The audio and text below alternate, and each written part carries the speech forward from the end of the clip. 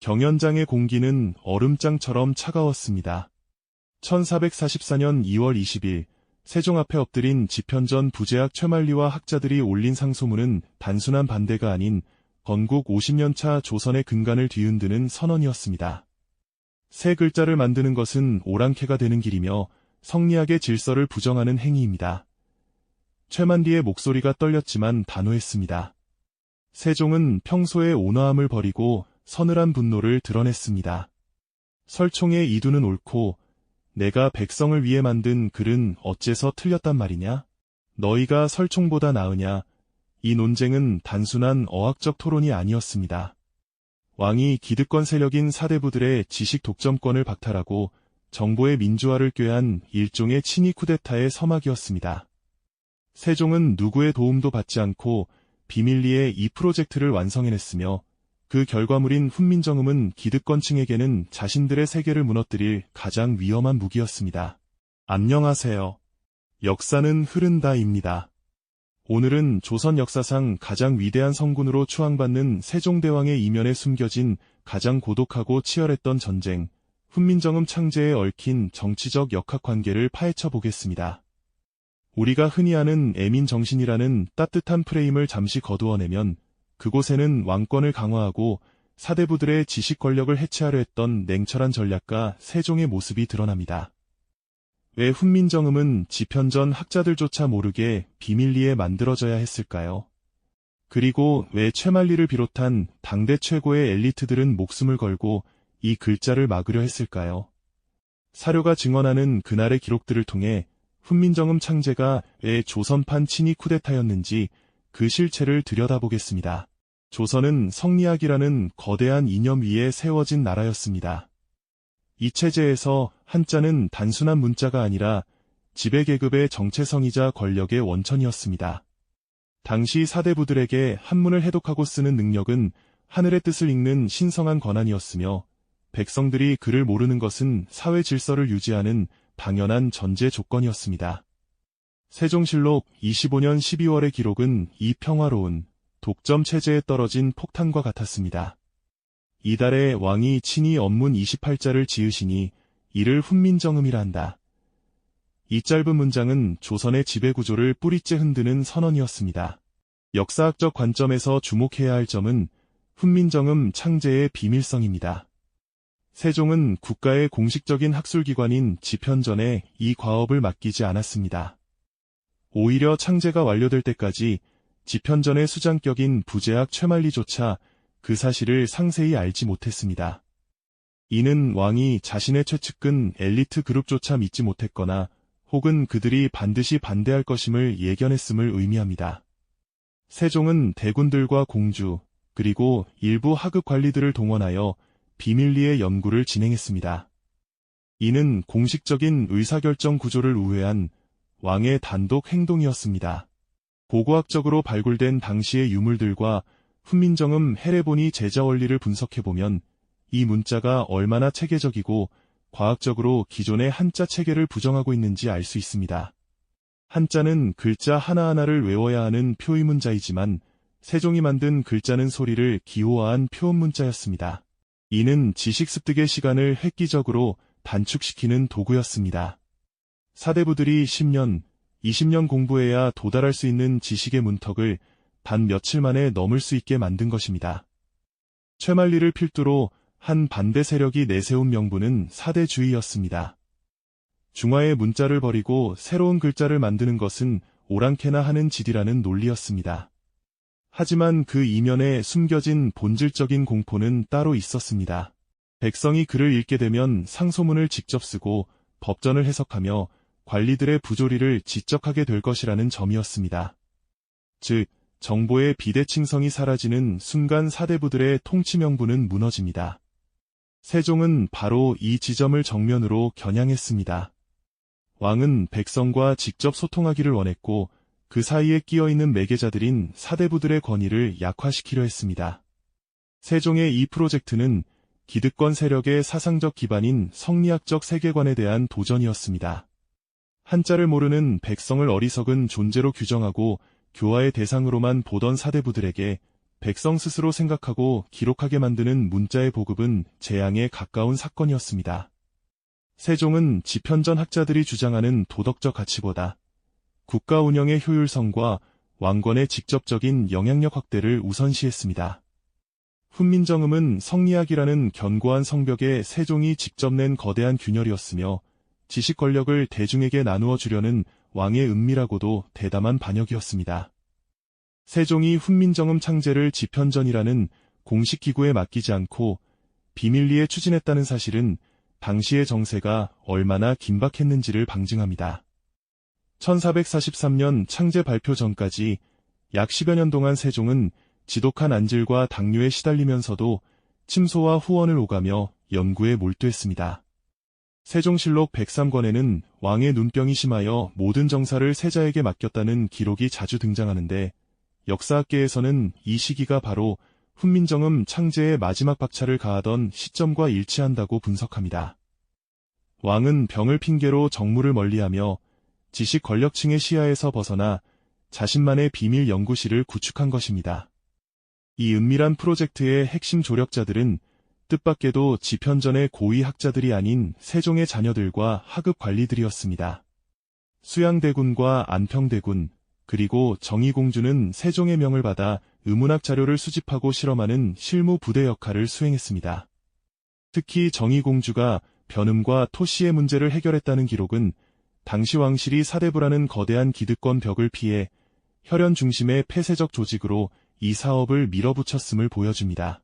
이는 국가의 중대사를 공식적인 신료회의가 아닌 왕실 내부의 사적 네트워크로 해결하려 한 것으로 성리학적 국정 운영 원리를 정면으로 거스르는 통치 행위였습니다. 세종이 이토록 철저히 보안을 유지했던 이유는 한자가 가진 종교적 위상 때문이었습니다. 당시 사대부들에게 한자는 단순한 소통수단이 아닌 우주의 섭리를 담은 유일한 그릇이었습니다. 만약 새로운 글자를 만든다는 사실이 기획 단계에서 유출되었다면 조선의 사상적 뿌리인 명나라와의 예교적 마찰은 물론 신하들의 집단 사직과 같은 정치적 마비 사태가 불보듯 뻔했습니다. 세종은 이 모든 저항을 잠재우기 위해 완벽한 결과물을 먼저 내놓고 정면 돌파하는 방식을 선택했습니다. 이것은 정치적 절차를 생략하고 결과로서 체제를 전복하려는 전형적인 친위 쿠데타의 방법론이었습니다. 더욱 놀라운 고증 사실은 세종이 불교계의 지식을 적극적으로 활용했다는 정황입니다. 버머, 산스크리트어, 나 파스파 문자 등 표음 문자의 체계를 연구하기 위해 승려신미와 같은 인물들을 등용했다는 설은 당시 성리학자들에게는 상상조차 할 수 없는 신성모독이었습니다. 숭유업불의 나라에서 왕이 불교의 음성학적 원리를 빌려 글자를 만든다는 것은 사대부들의 존재 가치를 송두리째 부정하는 행위였기 때문입니다. 실제로 훈민정음 창제 직후 간행된 월인석보와 석보상절이 불교 서적이었다는 점은 세종이 유교적 사상 통제에서 벗어나 백성들에게 실질적으로 다가갈 수 있는 새로운 사상적 도구를 준비했음을 시사합니다. 세종의 연구는 단순한 글자 모양 만들기에 그치지 않았습니다. 훈민정음 해례본에 기록된 상형의 원리와 가획의 원리는 인간의 발음기관을 정밀하게 관찰한 해부학적 데이터의 산물입니다. 당시 유교사회에서 신체 부위를 관찰하고 이를 기호화하는 작업은 천시받는 기술적 영역으로 치부되었으나 세종은 이를 학문의 정점인 우주론적 음양오행설과 결합했습니다. 이는 사대부들이 독점하던 추상적인 형이상학을 백성들이 사용하는 구체적인 소리와 결합시킨 일종의 지식혁명이었습니다. 왕은 스스로 학자이자 과학자가 되어 신하들이 쳐놓은 논리의 그물을 기술적 탁월함으로 뚫고 나갔습니다. 이 고독한 사투의 끝에서 세종은 마침내 28자의 체계를 완성합니다. 그것은 명나라의 눈치를 보고 사대부의 예우를 따지던 비겁한 타협의 산물이 아니었습니다. 자신의 시력을 잃어가며 왕실의 명예를 걸고 체제의 전복적인 조력자들과 함께 일궈낸 결단이었습니다. 훈민정음은 그렇게 비밀의 장막을 꺾고 역사의 전면에 등장할 준비를 마쳤습니다. 사대부들이 수천 년간 쌓아올린 한자의 성벽 앞에 세종은 소리라는 가장 날카로운 무기를 들고 홀로 서 있었습니다. 이 글자가 세상에 공포되는 순간 조선의 권력 지형은 다시는 이전으로 돌아갈 수 없는 거대한 변곡점을 맞이하게 됩니다. 1444년 2월 20일, 훈민정음이 세상에 공포된 지 불과 2달 만에 집현전의 핵심 세력들이 반기를 들었습니다. 부제학 최만리를 비롯해 신석조, 김문, 정창손 등 당대 최고의 지식인 7인이 연명으로 올린 상소문은 세종이 쌓아올린 비밀 프로젝트의 정당성을 뿌리째 부정하는 것이었습니다. 세종실록 103권에 기록된 이 상소의 내용은 단순한 문법적 비판이 아니었습니다. 중화를 섬기는 나라로서 따로 글자를 만드는 것은 부끄러운 일이며 글을 아는 백성이 많아지면 형벌과 소송이 난무하여 나라의 기강이 무너질 것이라는 통치 철학의 충돌이었습니다. 세종은 이들을 즉각 침전으로 불러들였습니다. 평소 신하들과의 토론을 즐기며 온화한 태도를 유지하던 왕이었지만 이날만큼은 달랐습니다. 사료에 기록된 세종의 언사는 서늘할 정도로 날카로웠습니다. 최만리가 이두의 유용성을 주장하자 세종은 이두 역시 한자를 빌려 쓰는 것인데 그것은 괜찮고 백성을 위해 만든 새 글자는 안 된다는 것이냐? 너희가 설총보다 나은 것이 무엇이냐? 며 몰아붙였습니다. 이는 신하들이 내세우는 명분이 실상은 지득권 수호를 위한 위선임을 꿰뚫어본 통치자의 일갈이었습니다. 이 논쟁의 백미는 정창손과의 대면에서 나타납니다. 정창손이 백성이 글자를 안다고 해서 효자가 되겠습니까? 라며 냉소적인 반응을 보이자 세종은 선비로서 그런 말을 하다니 너는 아무짝에도 쓸모없는 속된 선비다라며 극노했습니다. 세종에게 훈민정음은 단순한 소통수단이 아니라 법률과 유교적 덕목을 백성에게 직접 전달하여 관리들의 자의적인 해석과 행포를 막으려는 강력한 정치적 도구였습니다. 반면 사대부들에게 지식의 공유는 자신들의 계급적 배타성을 붕괴시키는 위협이었습니다. 결국 세종은 유교 국가에서 극히 이례적인 결단을 내립니다. 자신과 학문적 동지로 여겨졌던 집현전 학자들을 의금부에 투옥한 것입니다. 비록 하룻밤의 구금이었으나 이는 왕이 신하들과의 합의라는 전통적 방식을 버리고 독자적인 권력을 행사하겠다는 선언이었습니다. 역사학자들은 이 사건을 훈민정음 창제가 가진 쿠데타적 성격이 가장 극명하게 드러난 순간으로 평가합니다. 왕은 학문적 논쟁으로 신하들을 설득하는 단계를 지나 국가의 명운을 건 결단을 무력과 권위로 밀어붙였습니다. 당시 고고학적으로 발굴된 기록들을 살펴보면 세종은 투옥 사건 이후에도 흔들리지 않고 곧바로 훈민정음을 활용한 실무 작업을 지시했습니다. 관리 채용 시험인 이과 시험에 훈민정음을 과목으로 채택하고 운해, 한자 사전을 번역하게 하는 등 제도적 안착을 서둘렀습니다. 이는 사대부들이 반대할 틈을 주지 않고 국가 운영 시스템 자체를 훈민정음 체제로 강제 전환하려는 고도의 전략이었습니다. 세종은 알고 있었습니다. 글자가 제도 속에 뿌리내리는 순간 그 어떤 반대 세력도 이를 되돌릴 수 없음을 말입니다. 최만리와의 논쟁은 조선 초기 왕권과 신권의 균형이 왕권 쪽으로 급격히 쏠리는 계기가 되었습니다. 세종은 훈민정음을 통해 관료들을 통하지 않고 백성과 직접 만나는 통로를 개척하려 했습니다. 사대부들이 독점하던 한문이 장벽을 무너뜨리고 소리라는 보편적 권리를 백성에게 부여함으로써 왕은 자신을 지지할 거대한 우군을 확보한 셈이었습니다. 경연장에서 오간섯을 펄언 대화들은 단순한 말싸움이 아니라 지식의 독점 시대가 가고 지식의 보편화 시대가 오는 역사의 분수령이었습니다. 세종의 투옥 결단은 구시대를 끝내고 새 시대를 열겠다는 제왕의 마지막 승부수였습니다. 훈민정음이 공식적으로 반포된 이후에도 집현전의 공기는 여전히 무거웠습니다. 최만리 일파가 의금부에서 풀려난 뒤에도 신료들의 암묵적인 거부는 지속되었습니다. 하지만 세종은 더 이상 그들의 동의를 구하지 않았습니다. 대신 왕은 가장 실무적이고 가장 대중적인 영역에서부터 훈민정음이라는 쐐기를 받기 시작했습니다. 세종실록 113권에 따르면 왕은 백성들이 관아에 제출하는 소장, 소상을 언문으로 쓰게 하라는 파격적인 명령을 내립니다. 이는 사법체계의 근간을 바꾸는 행위였습니다. 관리의 손을 거쳐 한문으로 번역되는 과정에서 예곡되던 백성의 목소리가 글자 그대로 왕의 조정에 닿게 된 것입니다. 이 과정에서 세종의 천재성에 가려진 학자들의 고통과 희생도 적지 않았습니다. 왕의 비밀 프로젝트를 실무적으로 뒷받침했던 성삼문, 박팽년, 신숙주 등 소장파 학자들은 선배 학자들의 따가운 시선과 과도한 업무량 사이에서 사투를 벌였습니다.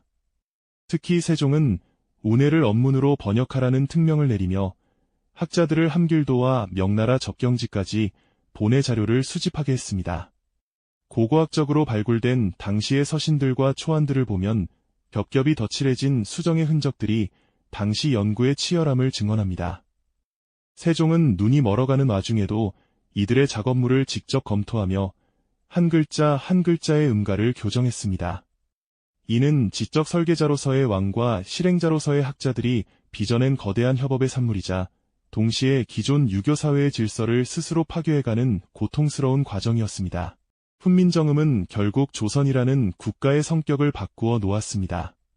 세종 사후에도 이 문자는 왕실의 내명부와 하층민, 그리고 불교계를 중심으로 들불처럼 번져나갔습니다. 사대부들이 암클리나 언문이라 비하하며 애써 외면하는 동안 훈민정음은 법전의 번역본인 경국대전 언해로 농업기술서인 농사직설 언해로 재탄생하며 민중의 삶 속으로 파고들었습니다. 고고학적으로 발견된 조선 중기의 한글 편지나 노비의 재산 상속 문서 등은 세종의 친위 쿠데타가 결국 성공했음을 보여주는 가장 강력한 증거입니다. 지식은 더 이상 높은 담벼락 뒤에 숨겨진 보물이 아니라 누구나 집어들 수 있는 도구가 되었습니다. 세종이 꿈꿨던 것은 단순히 글자를 아는 백성을 만드는 것이 아니었습니다. 그는 문자를 통해 백성 개개인이 자신의 권리를 인지하고 국가의 법과 도덕을 직접 체득하여 통치자와 대등한 인격체로 거듭나기를 바랐습니다. 이것이야말로 당대 기득권층이 가장 두려워했던 진정한 의미의 혁명이었습니다. 세종은 홀로 눈먼 제왕이 되어 어둠 속을 걸었지만 그가 남긴 28자는 조선의 모든 백성에게 눈을 달아주었습니다.